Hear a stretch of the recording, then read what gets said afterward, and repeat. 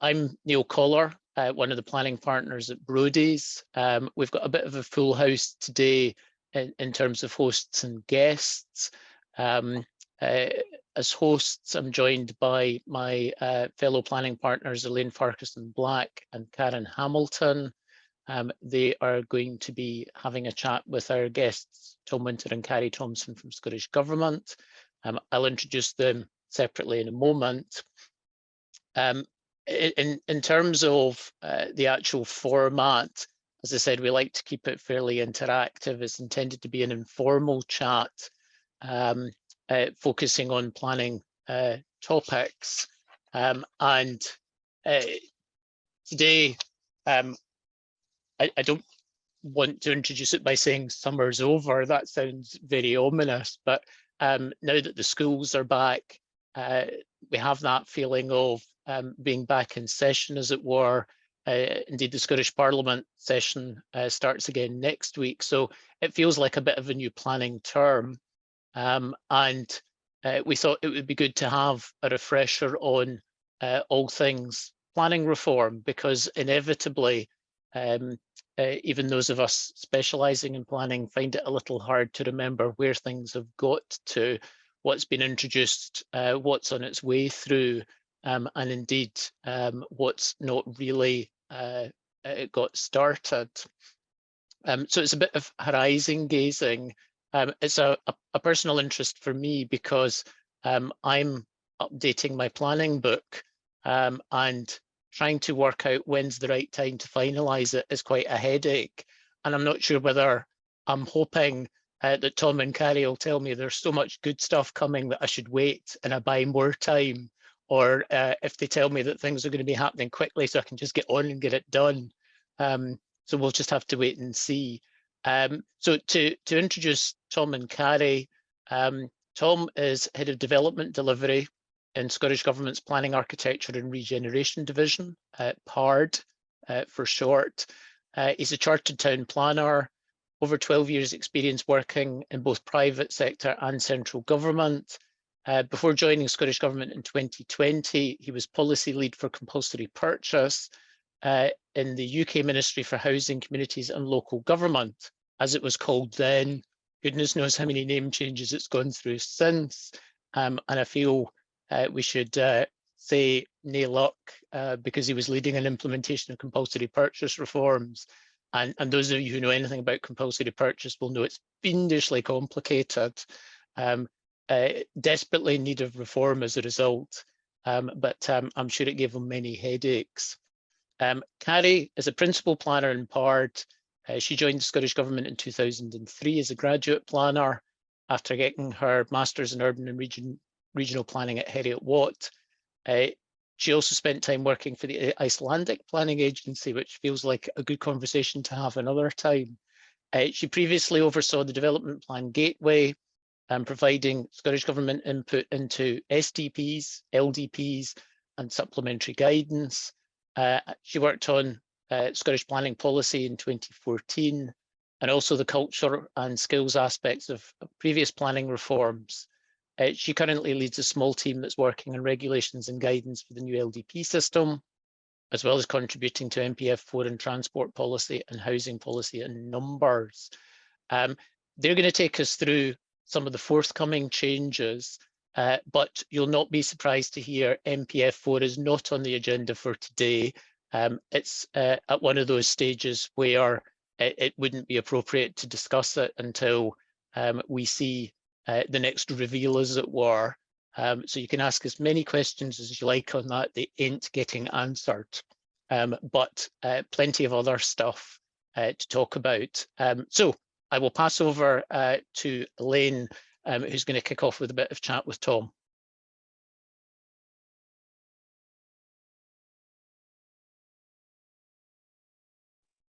And Elaine's on mute, which isn't a great start. Is that I pressed the mute button and then obviously it moved on my screen. So I was apologising there for my croakiness, my croaky voice. So sometimes I will go on mute if I'm going to cough, something like that. So Tom, you're going to do all the talking. I was waiting, Neil, to see how many participants dropped off when you said no questions on NPF4, but everybody's still here, so that's a good sign. So Tom, 1st of September today, but 1st of October is a kind of planning day. I feel like we've got a few changes coming in on the 1st of October, and I thought that we might touch on each of them briefly, just as a reminder, refresher for everybody. So, while we may not yet be through the pandemic, we're going to see the end to some of the temporary, what I have called kind of planning relaxations, things that were introduced to allow the planning system to keep moving and for businesses to operate, with those kind of COVID restrictions. Can you maybe just do a wee bit of a rewind, about what those relaxations, were and what that means come from the 1st of October? Yeah. Thanks, Elaine, and good afternoon, everyone. As you say, in response to the pandemic, the Scottish Government introduced various temporary measures to help keep the planning system moving while public health restrictions were in place. Some of these temporary measures involved legislation. For example, we extended the duration of planning permission to give developers more time to implement schemes and avoid consents lapsing unnecessarily. We also suspended certain procedural requirements, such as holding kind of physical public events as part of the statutory pre-application consultation, or PAC, process. This reflected the simple fact that venues were closed. So those temporary legislative provisions that remain in force will come to an end on the 30th of September. Not all of the temporary measures we introduced involved legislation, however. Through a series of letters co-signed by the Minister and the Chief Planner, we also provided guidance encouraging planning authorities to take a pragmatic and flexible approach to enforcement. And this recognised that many businesses and services needed to operate differently, to say the least, in the context of COVID restrictions, and potentially needed to carry out building works or changes of use at very short notice. Although those letters have referred to kind of specific examples, such as provision of outdoor seating, furniture, heaters, that kind of thing, we've also been keen to make clear that that guidance is general and not exhaustive, being potentially applicable to various types of development, and it wouldn't have been sort of practical or indeed helpful to try and list out every single kind of development type that was applicable to. Like the remaining legislative provisions, that guidance is due to be withdrawn at the end of this month. I mean, it should be stressed, though, that the guidance effectively just reiterates what the position was before the pandemic and will continue to be the case after the guidance is withdrawn.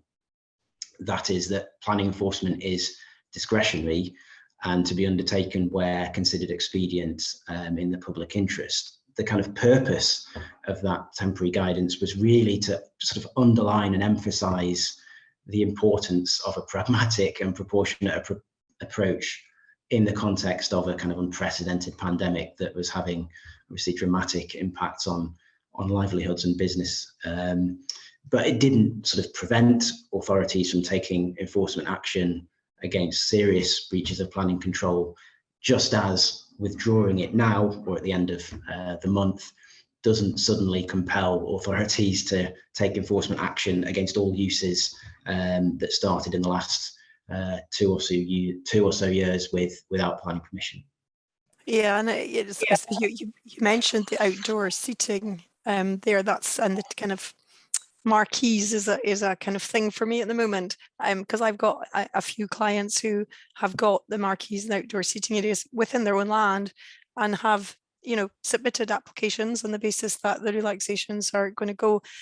Am I right in thinking that the Scottish Government isn't saying that come the 1st of October marquees are bad? It's just that you're trying to regularise the position and get planning permission and building warrants, because you haven't had to get building warrant for them either. That's right, and we've given almost a year's notice of the guidance being withdrawn, and that was in part to give parties time to seek the necessary consents to regularise, as you say, unauthorised development that was nevertheless acceptable in planning terms, and allowing I guess importantly, any conditions to be attached that might be appropriate. But the withdrawal of the guidance also recognises that there are time limits on taking enforcement action, after which unauthorised development becomes lawful and immune from enforcement. In most cases, that's 4 years from the start of the breach, and we're now kind of well over 2 years on from the darkest days of lockdown 1. So the simple fact is the guidance can't sort of remain indefinitely, and we don't want to kind of undermine the ability of kind of authorities to take enforcement action where doing so is necessary and expedient. Yeah. And you also mentioned at the beginning, obviously, there was kind of the extension of the duration of planning permission, so that we didn't have planning consents and listed building consents expiring, during the pandemic. And you also mentioned, obviously, the changes with the pre-application consultation. Can you remind everybody, because it's a question that's coming up quite a lot, and we have done a couple of blogs on it, but again, and you mentioned the end of September, but can you remind them again that the end, there's the emergency period and the extension period, and what those two are and what they need to do to keep those consents alive? Yeah, so as you alluded to, the way the temporary duration provisions worked was to specify that consents that were due to lapse before the end of a defined emergency period specified in the legislation, those were extended to the end of a defined extended period, effectively providing extra time, sort of at least 6 months or more, depending on the precise date of expiry, more time to start the development, or in the case of permission in principle, extra time to seek approval of matters specified in conditions or AMSCs. Both the emergency period and extended period, the definition of those has been rolled forward several times. As things stand, permissions that would otherwise have lapsed on or before the 30th of September 2022 have been extended to the 31st of March 2023. Now, there's no provision for these to be extended again, in part because they're linked to the primary legislation, the Coronavirus Acts. So development will need to be started or AMSCs submitted to avoid consents lapsing, in effect. Yeah, so it's, and as with the others, everybody's had a good bit of warning. It's get your skates on, start looking at those suspensive conditions that need purified so that you can get in on site and preserve the consent. You mentioned, obviously, when we weren't able to meet, there were changes to the pre-application consultation process, and that some of that's changing again. My recollection is that we've got some pre-application changes which are now coming into force that have been kind of on the stocks, but are coming into force on the 1st of October. And again, maybe you can kind of take us through those. Yeah, so we consulted on amendments to the PAC process back in August 2020. The legislation giving effect to the changes has actually been on the statute book since 2021, but its coming into force has been postponed while the requirement that I mentioned earlier for physical public events as part of the PAC process was suspended, and that's suspended until the end of this month. So the changes will finally come in on the 1st of October to coincide with the suspension of the requirement for public events being lifted, if that makes sense.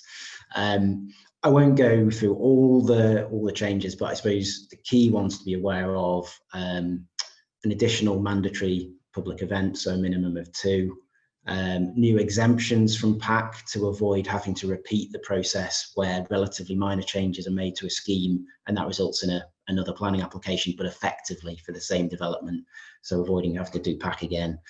And also statutory prescription around the content of PAC reports submitted with planning applications. I think that content's currently a subject of guidance, but it's been put on a statutory footing. We'll be publishing a revised development management circular, replacing Circular 3/2013. That new circular will contain guidance on all the updated PAC requirements. What I can do, if it would be helpful, maybe when I've stopped speaking and Carrie started speaking, I can put links in to that previous consultation and the statutory instrument that will bring those changes into force. I can put them in the chat if that's helpful. Yeah, that'd be good. Okay. And so obviously, as you said, there's been things that have been prepared and now are ready to kind of come out. And we've got the commencement of some of the 2019 Act's provisions relating to the duration of planning permissions. So again, useful to touch on those and remind everybody that there's going to be a change in terms of the duration. A change for people like me, as it's going backwards, it's going back to the good old days, but remind everybody what that means. Yeah, so the 2019 Act provisions, namely those contained in section 32, will return Scotland to a situation where the duration of planning permission and the time periods for submitting AMSCs will be specified by condition rather than being prescribed in primary legislation, i.e. the 97 Act.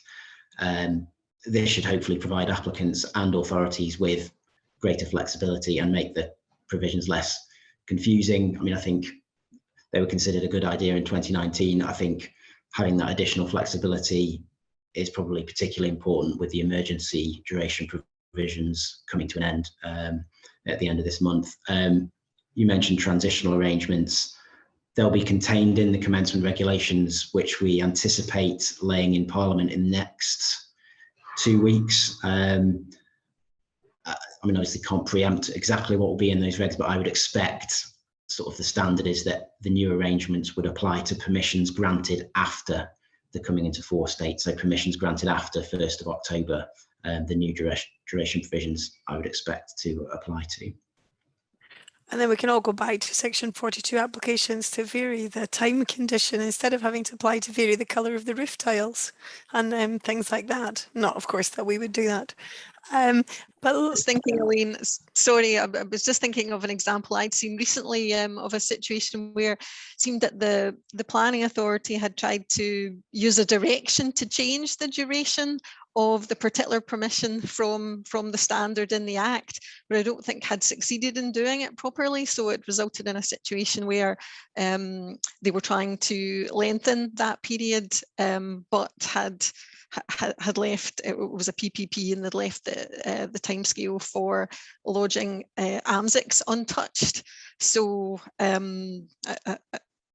you know, potentially the permission had then expired without, I think, those that were working with it realizing that that had been the case. So, you know, I think this change is going to be one that will be welcomed on the practical front.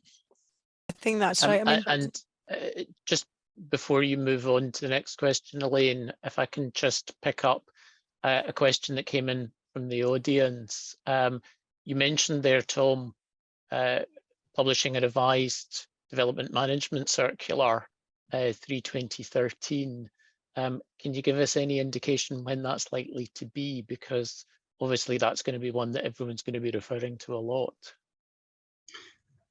Well, you know, I've been in government long enough not to make too many promises, but certainly our intention is to get that published as soon as the new provisions come into force. The 1st of October is a Saturday, I think, so we're looking at the 3rd of October, which is a Monday. Because I think we recognise that, particularly around PAC, this is quite a big change to the way things have been done. So it's important to have a kind of reference point from day one, effectively. So everybody can read the new guidance during the tatty holidays and get up to speed. Any other changes? Those ones I think have probably been in people's minds, you know, when they're kind of coming forward. Any other changes that we should be alive to, watch out for? We're considering looking at whether any of the 2019 Act's kind of other development management provisions could be brought into force in October. I mean, given we're at the start of September, anything we do commence to that kind of timescale would need to be relatively straightforward, i.e. not involve parallel secondary legislation. So I guess I'd just say watch this space and keep an eye out for the commencement regulations, because anything will be referred to in there. And as I say, next couple of weeks they should be public. And then finally, kind of Tom, for this part, one that's a little bit kind of further out, but it's the consultation on the phase 2 of the review of the permitted development rights. And I know that that's been one of your babies, and that closed at the beginning of August. So again, I suppose just a little reminder of why you went out to that consultation, you know, what you're looking to try to do. And then again, do we have a bit of a timescale for when we might see that being rolled out? Yeah, so as you said, we consulted on the second phase of our PDR review during the summer.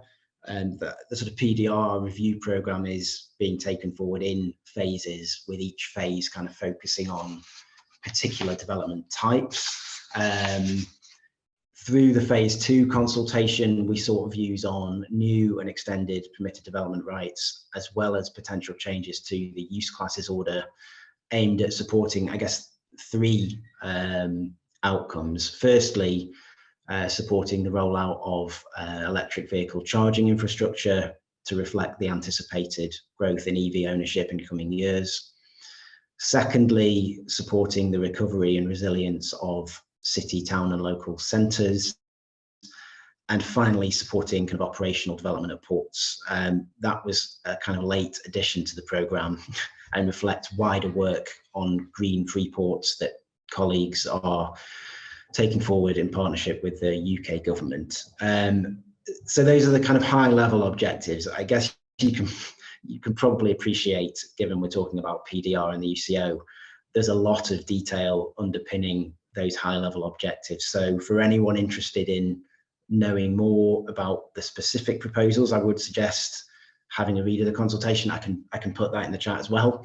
But in summary, I'd say the main proposals to be aware of are on EV charging. We propose to allow significantly larger apparatus to be installed under PDR where that's located in off-street parking areas, and to remove the restrictions that currently apply in certain locations, such as national parks and conservation areas. And on measures to kind of support centres, 3 kind of main proposals. The first, introducing a kind of broader merged use class, bringing together use classes 1, 2 and 3. Second, a new PDR for the provision of kind of flexible / class 4 workspace, and a new PDR for outdoor seating and furniture associated with hospitality premises, which the clients you mentioned, I'm sure, will have an interest in. As to timing and next steps, we're currently analysing the kind of responses we received. We'll use that feedback to inform the sort of finalisation of the proposals and drafting of regulations. We're aiming to lay a draft order, so an amending order to the GPDO this side of Christmas, fingers crossed. Good, I'll look forward to that. I can give that to people for the Christmas present. Neil, I'll hand back to you. Thanks very much. Maybe just to pick up on a couple of questions now, while it's still fresh in everyone's minds. Somebody's saying, is there any chance of consolidated permitted development regulations legislation? Because there's been so many amendments, but there's not a public version available. I can sympathise with that. You know, we have access to commercial databases that we can get an up-to-date text. So is that something that's under consideration? It's certainly something. It's not the first time we've heard that request, let's just say. I suppose the reality is, as I mentioned, this is a kind of a phased review. So we're going to be carrying out multiple amendments to the GPDO in the coming years. So I think we'll save any consolidation until we're through the review process, because if we were to consolidate now, we'd just be amending it straight away. So it's not something there's a specific and kind of concrete commitment to do, but certainly, you know, planning authorities ask us for that a lot, and you know, it's certainly something we can look at once we're kind of through the kind of substantive programme. Great. And then another question, and I suspect this is probably actually one more for lawyers, but we're not the guests here, so we're not going to answer it, but I'll give you a chance. And you're now probably quite worried, actually, that I've set it up that way. It's somebody saying, for planning permissions that are granted before the new provisions about duration, whether it would be possible to submit a Section 42 application to get a condition added, in effect, retrospectively to control the duration. I suspect you'd be in Elaine's roof tiles territory, because any planning permission granted before the new provisions come in won't have a condition in effect to amend. But once you submit the Section 42 and a new permission is granted, then that permission would of course be granted after the coming into force date, and it would be subject to the new provisions. Thanks for that. Okay, and moving on then, now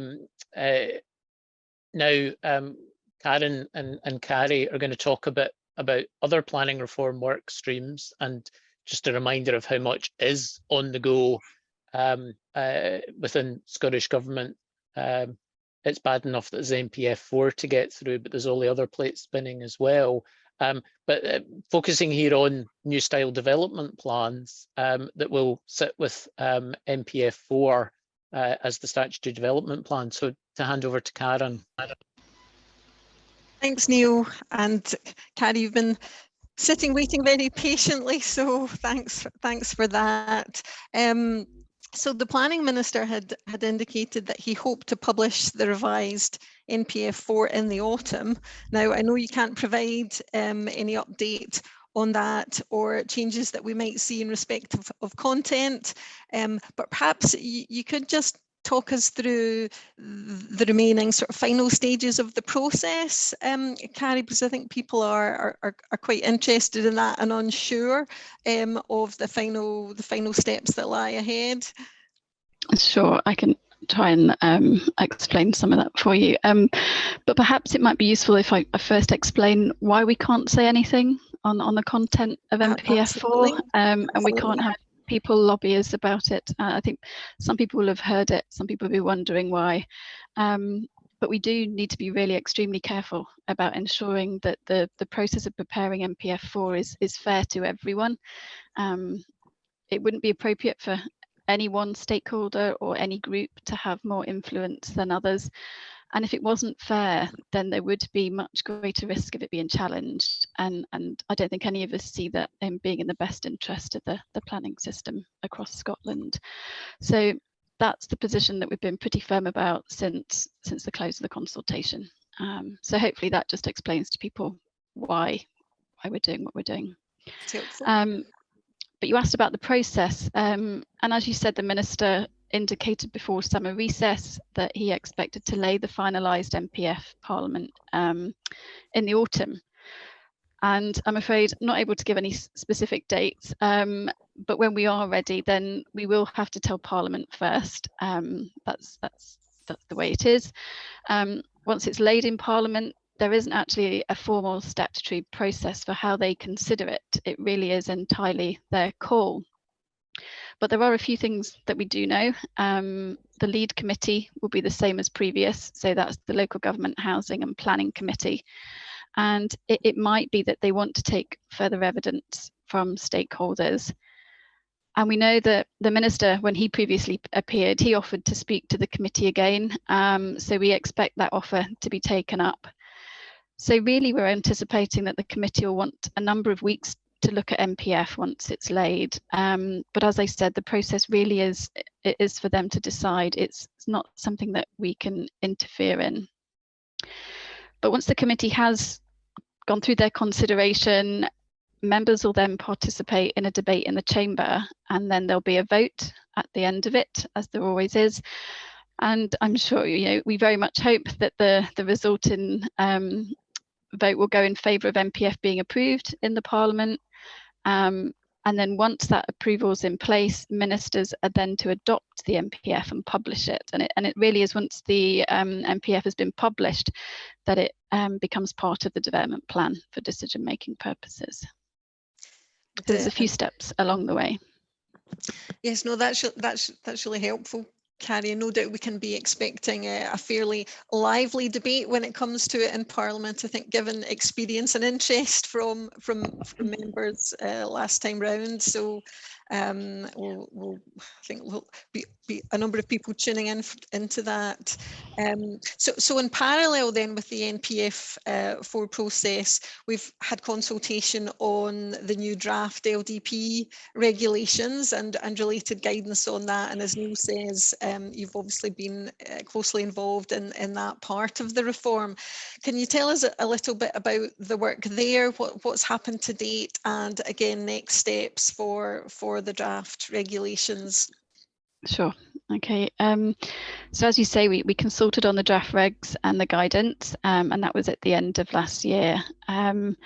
We thought it was quite important to do that in tandem with MPF, so that people could have an understanding of how the development plan as a whole would work together, and for people to see the links between the policies in MPF and then the associated guidance for those different policy topics that are covered in it.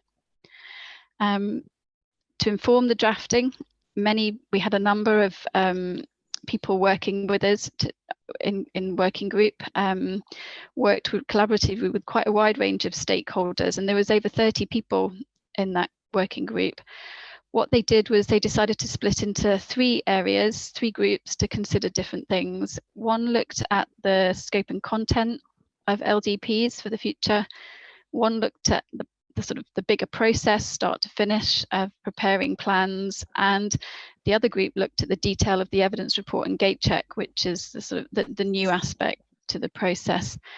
And we were really grateful for the work that everybody did in the midst of a pandemic. The groups were meeting online, they were emailing backwards and forwards, and they ultimately produced draft and final outputs that we were able to use to inform the draft consultation papers. The consultation ran to the end of March, and the efforts people made, we were really grateful for in all the responses, because we did recognise that MPF and LDP, the consultations were both quite significant in size and they were very broad in scope, so it did involve quite a lot of work. We've had 87 responses to the LDP consultation, and those are now all available on the Scottish Government website. But something that we did find, obviously because the 2 were running in tandem, that when we were having consultation discussions with stakeholders and on MPF, quite often they'd move into LDP as well. So it's quite useful for those discussions to be had at the same time. So what we're now doing, we're considering the responses. As I'm sure you can imagine, most of them were quite detailed, quite lengthy. We've had an independent analysis carried out, and we're looking to publish that soon. In terms of the next steps, the finalised LDP regs and guidance will follow on from the finalised MPF. That's because the new MPF, as part of the statutory development plan, needs to work with the LDPs, and then the guidance policy content needs to align with what's in MPF. So it's very much a sequencing following on, and obviously the timing will really then depend on MPF 4 timing. Sure, and of course we've got the situation at the moment where quite a number of planning authorities have essentially put their new plan making processes on hold. Understandably, it's always that difficult thing with the planning system of deciding when to move on new plan making processes. But we'll no doubt have a glut of new plans starting to come forward once that's all in place. Of course, it's always interesting to see who has to grasp the nettle first with a new examination process. Perhaps no one wants to be it. Okay, so that's really helpful just in letting us understand where that all is. I suppose on a broader front, thinking just about what the new LDPs might look like when we get to that stage. could you explain to us what the Scottish Government is really hoping for as a vision for those new LDPs? Sure, that's a really good question. I think that's a lot of people are waiting to see what that first round of new LDPs will look like. But just going back a bit of a step, in the initial phases of reform, there was a lot of strong support for a plan-led system. And the aim really at that point was to strengthen and simplify plans. And so what we're saying in the guidance to try and achieve that is three key messages, really, I think. And it's about being place-based, people-centered, and delivery-focused. So that those were the sort of three big key words. And I suppose what we mean by that in terms of place-based, we've said in the guidance, we want to see plans that are more of a collection of maps and site briefs and master plans, much more visual, but much less of the thematic policies, because MPF is taking on much of that topic style policy. So all the efforts that do go into LDPs, they can now be really focused on the places, the locations. And if there are policies in there, it's for policies to relate to those places. And what we hope that do is it'll make it simpler for the reader to find out what's relevant to them in a particular place, but also that the plans can be more graphic and engaging for people. In the discussion groups, when we were preparing the guidance, the people involved felt that the way a plan looks at the end of the process is also often a result of how it's been prepared, including the people that have shaped it. And so we say in the guidance, we want the new style plans to be prepared in collaboration. There's a very wide range of interests. We know that in people who come together to shape a plan, and planning strength really is in its coordinating role. So there's a large amount of tools out there that can help do this. And some of the ones that we signpost in the guidance are the place standard tool and the local place plans. In terms of delivery, we've said that we want the new style plans to deliver for places and people so that there's confidence in the plan and in the planning system as a whole.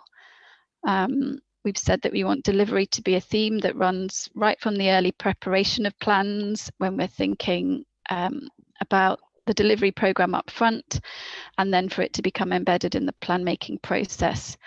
And we refer to things like the infrastructure first approach, the place principle, and how a delivery programme is actually being used in practice as all being important things to putting the plan into action. But actually, achieving all these things for plans is going to very much depend on how it's all put into practice. There's a line in the guidance that I think that it came from one of the subgroup discussions, that LDPs should be prepared in a different way, look different, and be used differently to before. So I think we'll all be learning as the new system gets going. And what we hope to do is for that guidance to evolve and reflect that learning as the system starts to bed down. Absolutely, there's going to be a lot for people for the authorities to get to grips with, as well as those, I think, feeding into the process and the different stakeholders. Not to mention some of the other things I think that we don't have perhaps time to pick up on today, like local place plans and how those will be feeding into it. And interestingly, we've been doing quite a bit of training over recent months for new elected members within authorities, and that was certainly something that was quite sort of firmly on their radar in terms of, you know, how they were going to fit in, and it's also something that's being you know, actively talked about. Great. Well, that's certainly, I've certainly found that very helpful in terms of getting to grips with where everything is. So I'm sure our listeners have as well. So thanks for that, Carrie. And I'll pass back over to you, Neil. I'm not sure if you have any more questions while we've been having our chat. Hey, just a quick question before we wrap up. It's going back to the MPF4 procedure, and Carrie, you mentioned optimistically that Parliament would vote and accept, approve the MPF. The question though is, if Parliament decided there should be significant changes, would you anticipate there would have to be further consultation at that point? Good question, but my understanding is that the the Parliament cannot make the changes themselves through the process. So I'm not sure that there is actually provision for that as the rest of the process, but that is something I can come back on if that's okay. I suspect actually you're right, and it would maybe be that Parliament in effect would recommend and ministers would have to decide. Yes, it would be interesting maybe if you could come back and just sort of clarify what might happen in that sort of scenario. I'll just wrap up now because we're pretty much on time with it all. As Karen said, thank you both. Really interesting romp through a lot of the stuff that's going on, and it's given us an insight into how important 1st of October is going to be, albeit, as Tom said, not really because it's a Saturday, but the bizarreness of how dates work sometimes. But once we all get back to our desks on the Monday, but equally some of the things that will still be going on and coming through in the months thereafter. So the period of change continues, and in a way, that's something that we've all got so used to that it's hard to remember a time when there wasn't a period of change. But at least we're not in England, where it seems to be nothing much changes. There's just a lot of talk about it changing. We at least have an end in sight on quite a lot of the moving parts, so that's good. So thank you again, Tom and Carrie, for giving up the time to come and give us the update. And thank you, Tom, for putting the links in the chat. That's really useful. To think now about our next Planning Live session. That's going to be on 26th October. We're delighted that we're going to be joined by Scott Ferry, who is the newly appointed Chief Reporter. So he's going to talk about that role and also the appeal process. For anyone who's not familiar, I always feel reporter must sound a bit strange. The reporters are the Scottish equivalent of inspectors. So the reporters are the people who actually decide most of the appeals on behalf of the ministers. So it's a very important role within the system. So it'll be very interesting to hear from Scott about what's going on and how he sees his new role as the newly appointed Chief Reporter. So hopefully you can all join us for that. And just to say thank you again to our guests, to Elaine and Karen, and to all of you for joining us. And hopefully the sun is still shining where you are and you'll now have a chance to get out and enjoy some of it. Goodbye.